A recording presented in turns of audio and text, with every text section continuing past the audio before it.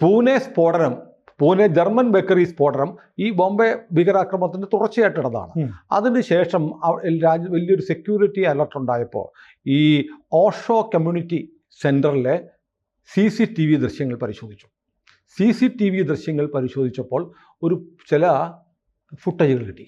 ആ ഫുട്ടേജിനകത്ത് David Coleman Headley എന്ന് പറയുന്ന ദാവൂദ് ഗിലാനി ഓഷോയുടെ ഈ സെൻറ്ററിൽ വന്ന് കണ്ടെത്തിയിട്ടുണ്ട്.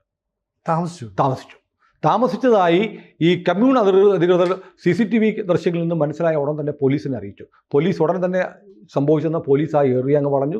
സുരക്ഷാ സേനകൾ വന്നു. അവിടെ സുരക്ഷാ കവാടങ്ങൾ ഉണ്ടാക്കി, സെക്യൂരിറ്റി പോസ്റ്റുകൾ ഉണ്ടാക്കി, യന്ത്രത്തോക്കുമായി പോലീസ് കാവൽ നിൽക്കുന്ന സ്ഥിതി ഉണ്ടായി.